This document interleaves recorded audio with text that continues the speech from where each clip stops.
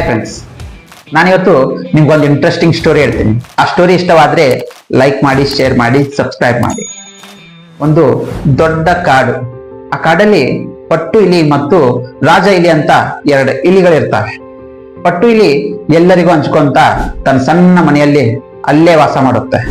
ರಾಜ ಇಲಿ ಯಾರಿಗೂ ಅಂಜದೆ ರಾಜಂತರ ಆ ಕಾಡಲ್ಲೇ ಇರುತ್ತೆ. ಪಟ್ಟು ಇಲಿ ಮತ್ತು ರಾಜ ಇಲಿ ಎರಡು ಕ್ಲೋಸ್ ಫ್ರೆಂಡ್ಸ್. ಒಂದ್ಸಲ ಏನಾಗುತ್ತೆ ಅಂದ್ರೆ, ರಾಜ ಇಲಿ ಬಂದು ಪಟ್ಟು ಇಲಿಗೆ ಕೇಳುತ್ತೆ, ಬಾ ಇವತ್ತು ಆಟ ಆಡಕ್ ಹೋಗೋಣ ಅಂತ.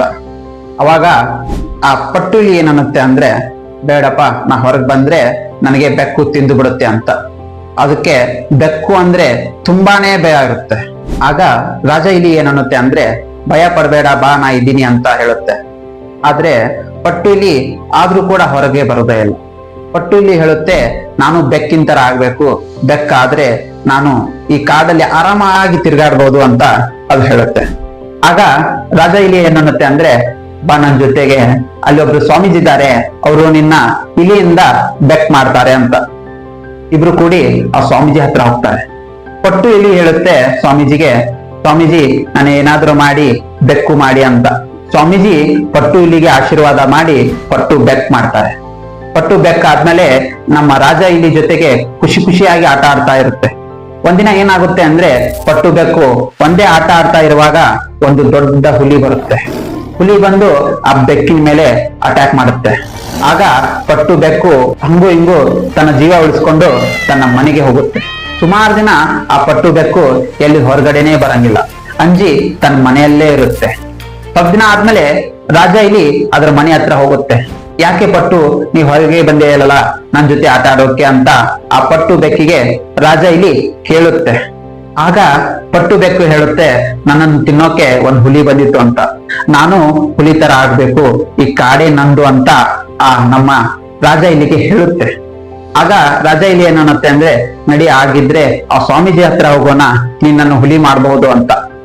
ಪಟ್ಟು ಬೆಕ್ಕು ಮತ್ತು ರಾಜ ಇಲಿ ಇಬ್ರು ಕೂಡಿ ಆ ಸ್ವಾಮೀಜಿ ಹತ್ರ ಹೋಗ್ತಾರೆ. ಆಗ ಸ್ವಾಮೀಜಿಗೆ ಪಟ್ಟು ಬೆಕ್ಕು ಹೇಳುತ್ತೆ, ಸ್ವಾಮೀಜಿ ನಾನು ಹೇಗಾದ್ರೂ ಮಾಡಿ ಹುಲಿ ಮಾಡಿ ಅಂತ.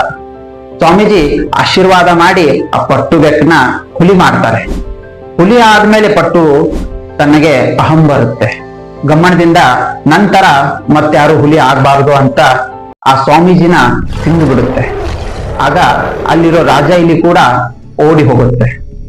ಪಟ್ಟು ಸ್ವಲ್ಪ ದಿನ ಕಾಡಲ್ಲಿ ರಾಜಂತರ ಎಲ್ಲರಿಗೂ ಕಾಡಿಸ್ಕೋತಾ, ಎಲ್ಲರಿಗೂ ತಿನ್ನುಕೋತ ಆರಾಮಾಗಿರುತ್ತೆ. ಒಂದಿನ ಏನಾಗುತ್ತೆ ಅಂದ್ರೆ, ಒಬ್ಬ ಬೇಟೆಗಾರ ಬರ್ತಾನೆ. ಬೇಟೆಗಾರ ಬಂದು ಆ ಪಟ್ಟು ಹುಲಿ ಮೇಲೆ ಅಟ್ಯಾಕ್ ಮಾಡ್ತಾನೆ. ಪಟ್ಟು ಹುಲಿ ಗುಂಡಿನ ದಾಳಿಯಿಂದ ತಪ್ಪಿಸ್ಕೊಂಡು ಓಡಿ ಹೋಗುತ್ತೆ. ಸ್ವಲ್ಪ ದಿನ ಯಾರಿಗೂ ಕಾಣೋದೇ ಇಲ್ಲ. ಆಮೇಲೆ ಮತ್ತೆ ಸ್ವಲ್ಪ ದಿನ ಆದ್ಮೇಲೆ ರಾಜ ಇಲಿ ಸುಮ್ಕೊಂಡಿರ್ಲಿಲ್ಲ, ಹೋಗಿ ನೋಡೋಣ ಏನಾಯ್ತು ಅಂತ ಪಟ್ಟು ಹುಲಿ ಹತ್ರ ಹೋಗುತ್ತೆ. ಆಗ ಪಟ್ಟು ಹುಲಿ ರಾಜ ಇಲಿ ಮುಂದೆ ಹೇಳುತ್ತೆ, ಒಬ್ಬ ಬೇಟೆಗಾರ ಬಂದಿದ್ದಾನೆ ನನ್ನನ್ನು ಬೇಟೆ ಆಡೋಕೆ ಅಂತ. ಆಗ ರಾಜ ಇಲಿ ಹೇಳುತ್ತೆ, ಈಗ ನಾನು ಏನು ಮಾಡಕ್ಕಾಗಲ್ಲ, ಯಾಕಂದ್ರೆ ನಿನಗೆ ಯಾರು ಹೆಲ್ಪ್ ಮಾಡಿದ್ರು ನೀ ಅವ್ರನ್ನೇ ತಿಂದು ಮುಗಿಸಿದ್ಯಾ ಅಂತ. ಅಷ್ಟರಲ್ಲೇ ಬೇಟೆಗಾರ ಬಂದು ಪಟ್ಟು ಹುಲಿ ಮೇಲೆ ಗುಂಡಿನ ದಾಳಿ ಮಾಡಿ ಪಟ್ಟು ಹುಲಿನ ಬೇಟೆ ಮಾಡ್ತಾನೆ. ಈ ಸ್ಟೋರಿಯಿಂದ ಎರಡು ಮೆಸೇಜ್ ಹೋಗ್ತವೆ. ಒಂದು, ಸ್ವಾಮೀಜಿ ಕಷ್ಟ ಕಾಲದಲ್ಲಿರೋ ಆ ಹುಲಿಗೆ ಹೆಲ್ಪ್ ಮಾಡಿದ್ರೆ ಹುಲಿ ಆ ಸ್ವಾಮೀಜಿನೇ ತಿಂದು ತನ್ನ ಲೈಫ್ ನ ಹಾಳು ಮಾಡ್ಕೊಂತು. ಅಂದ್ರೆ ಯಾರು ನಿಮ್ ಕಷ್ಟ ಕಾಲದಾಗ ಹೆಲ್ಪ್ ಮಾಡ್ತಾರಲ್ಲ ಅವ್ರನ್ನ ತುಳಿದ್ರೆ ಯಾರು ಉದ್ಧಾರ ಆಗಲ್ಲ ಅಂತ. ಎರಡನೇದು, ಪಟ್ಟು ಇಲಿಯಿಂದ ಹುಲಿ ಆಯ್ತು, ಆದ್ರೂ ಅದ್ರ ಮನಸ್ಸಲ್ಲಿ ಭಯ ಇತ್ತು. ಯಾರ ಮನಸ್ಸಲ್ಲಿ ಭಯ ಇರುತ್ತೋ ಅವ್ರು ಇಲಿ ಆದ್ರೇನು ಹುಲಿ ಆದ್ರೇನು ಏನು ಸಾಧನೆನೇ ಮಾಡಕ್ಕಾಗಲ್ಲ ಅಂತ. ಮನಸ್ಸಲ್ಲಿರೋ ಭಯನ ತೆಗೆದ್ರೆ ಏನಾದ್ರೂ ಮಾಡ್ಬೋದು ಅಂತ.